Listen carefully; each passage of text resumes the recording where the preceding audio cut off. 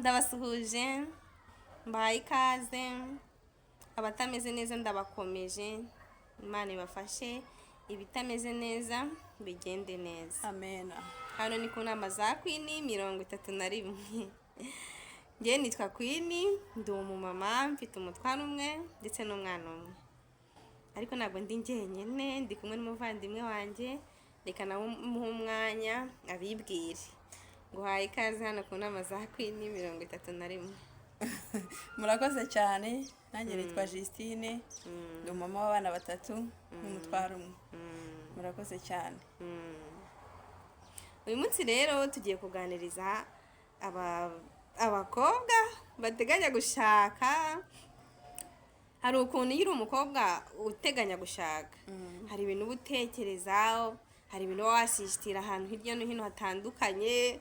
Ubwo wowe wabera ukabona ni byiza, ukavuga ati nanjye ninshaka ibintu nzajya mbikora. Kandi nyamara ugasanga uwo mugiye gushaka nawe ndetse ushobora kumukorera ntabikunde, kuko buri abantu baratandukanye. Uyu munsi rero abakobwa ndabahamagaye muze tubane natwe hari ibyo twatekerezaga, ukavuga ati ningerayo nzakora ibi, ningerayo nzajya nasisitira utuvideo utunutu, nzajya nasisitira ukuntu abantu bateka, nanjye mutekere neza. Queen naguciye mu ijambo. None se ni abakobwa gusa turabwira cyangwa nabubatse nta kibazo? Nabubatse mube hafi. Mube hafi rata muze mutubwire no muri comment namwe. Mwebwe ni ibiki mwumvaga mutekereza uvuga ati aka kantu ngombe nzagakora umunsi nzashaka?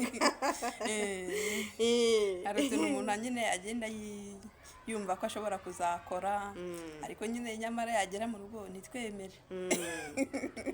Atari uko twakunaniye, atari uko wabuze umwanya, ahubwo ukabona ko bya bintu wibwiraga ntabwo byari ngombwa, ntabwo ari ngombwa.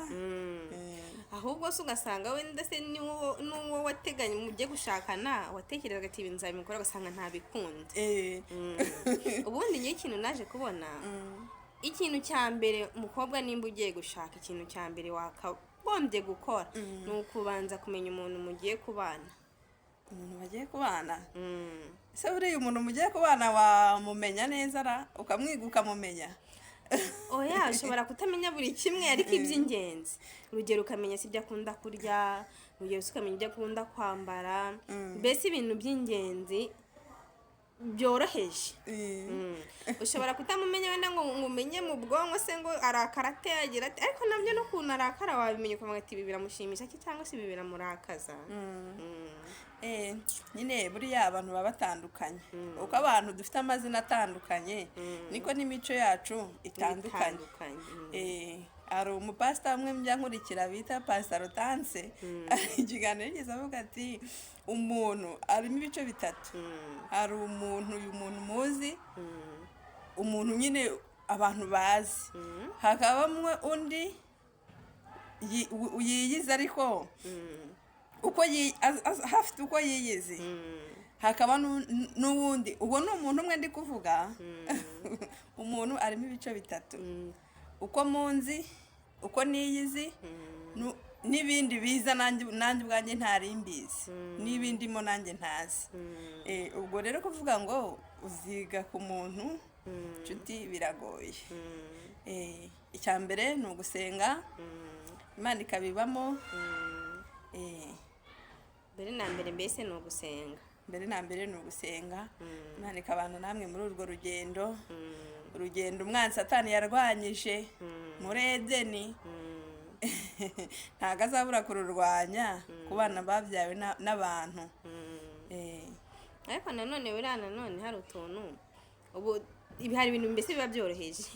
Ubu uvuga ati ibi ngibi mbikoze yabikunda, ariko mu by'ukuri ukamanza ukabikora ukamenya nimba bikunda wamaje kubikora. Urugero nkanjye nigeze nakundaga hari famille imwe nakundaga kureba, ubwo nyine nkabona ndabakunze pe, nareba ibintu bakora nkabona ndabakunze, nareba umumama ibintu akorera umutware we ngavuga ibi nanjye ngomba kuzajya mbikora.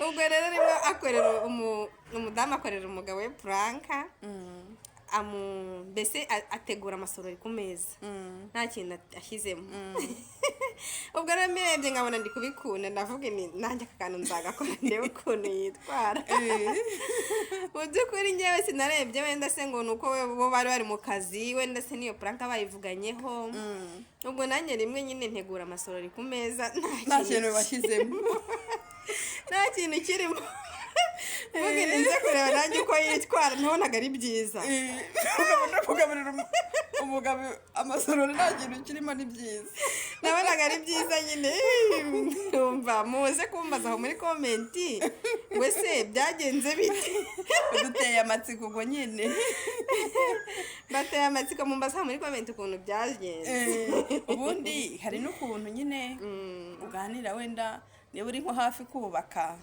kubaganira wenda n'abantu bubatse ni ukuri ko umuntu yubatse ntabwo ari kuzubaka ntabwo bizakunda buri wese yubaka ukwe hari umumama wigeze kunganiriza ambwira nyine ukuntu nyine umuntu agomba kwita ku mutware amafunguro ahagije ntabwo abagabo bose ariko bafungura ntabwo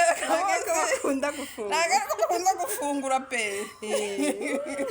nuko ati buriya ati iyo uteguye ifunguro nimugoroba nyine ati ukamuhereza ati buriya ati ni ibintu bigenda neza nuko ubwo umunsi umwe twamushyiriye amafunguro ku kazi ari 6:00 noneho ubwo ndavuga ati ariko uyu munsi reka ntungure sheri wanjye mutegurire ifunguro rya nimugoroba ndimushyire ku kazi mu wundi nimugoroba nyine nuko ubwo mu masaha 10 ntegura ifunguro 12:00 nari ngiye kumureba nimujyanisha ngezeyo mbarapfunduye tuzanye amafunguro ati none se wasaze ufite ibihe bibazo mu mutwe yararakaye cyane pe menya aricyo kintu nakoze mu buzima cyamurakaje ukuntu nazanye ifunguro rya saa sita nkaba muzaniye n'irindi 12:00 numvaga ari ibintu nyine bishobora kuri umutungure bikaba ari ibintu byiza ariko byaramubabaje yibaza ikibazo nagize nyine kandi nyamara uwo mugenzi wawe wari ubikubwiye we yararimujyaniye arabikunda we nyine yari ari kuduha nk'urugero ati ukuntu nyine mugomba kwita ku batware n'iki nuko ubwo nyine ngewe ako ngako nahise nkata mu gutwi nihuse ati ngombe ngakora nanjye ngomba kugakora sinzi niba we yari yaragakoze simbizi cyangwa niba yari ari kudutungura ariko nyine ngewe karihuse twari abamama benshi ngewe nahise nkumva vuba aka kantu nanjye reka nzagakoreye mutungure ubuze ako kifunguro rero nanjye nibuka ngewe icyo nari nzi icyo ni uko nabaga nzi ngo nyine ikintu umugabo akunda ugomba kukimenya ukajya ucyitaho nyine buri munsi ubwo rimwe rero nigeze mubaza se ukunda kurya ibihe biryo nuko nyine arambwira ati urabona kubera ko igihe nyine nari ndi umusore nakunze kujya ndya nyine ntatetse ibiryo byo mu rugo njya mu maresitora nyine byabaga ari amafiriti ibintu nyine by'amavuta ati ubwo rero ibiryo mba numva nkunze kurya ni ibiryo nyine biri aho nk'imvange bitogosheje nyine bitagiyemo ibirungo byinshi ubwo rero nanjye akora agataye mu gutwi buri munsi imvange nkumva mbakura iyi mvange narayimutekeye buri munsi hari igihe ngo navuga ngo nahinduye ngateka ibindi ariko n'imvange aho hafi ikaba ihari ugateka umuceri n'isosi n'imvange mvuga ni igomba iba ihari nyine niyo akunda inshuti yanjye zacu rero ntabwo biba byoroshye ariko nyine ikintu umuntu agomba kumenya ni uko ntawubaka nk'undi pe ntawubaka nk'undi ikindi ngewe mbona nabagiraho inama burya nanone ibyo byose ngewe akenshi byambagaho ubundi ngewe nkora ubukwe uwambereye marene yari umwenegihugu nyine, yari umwene w'igihugu, Wari nta kinyarwanda azi, ni umunyamahanga. Ubwo nyine nta kinyarwanda azi, kandi iyo umuntu mutavuga ururimi rumwe biragoye ko wagenda umwisanzureho ndamubaza se bigenda bite, ntabwo mbese ntabwo mbona uko mwisanzuye kuko ntituvuga ururimi rumwe. nta kintu wamubazaga nta kintu namubazaga, kandi nanone n'imico yabo yaba itandukanye n'imico yacu. nshobora kubona yo kumubaza ibi nawe akansubiza akakubwira ibyi. ubwo rero nanone ngewe ikintu mbona nagiraho inama ni ugushaka marene wa wundi mbese utari uwo kuvuga ngo ndi kumushaka kubera kugira ngo ifoto yanjye izabe nziza. marene ufite ibitekerezo. hari ababyeyi bafite ibitekerezo byiza rwose, tubasabiye n'umugisha, Imana ibahe umugisha, mujye mutugira inama, mugire inama abana banyu, muri agaciro gakomeye. ugomba gushaka rero umubyeyi uzagufasha akaguha ibitekerezo, atari gutahira ifoto, kuko ifoto ntabwo izakubakira cyane rwose. ushake marene mbese ufite ibitekerezo, ubona hari icyo uzagufasha, icyo mbese uzabona kikunaniye uzabasha kugenda umubwira ati hano bimeze gutya na gutya, akagufasha ati bikora gutya, akagufasha.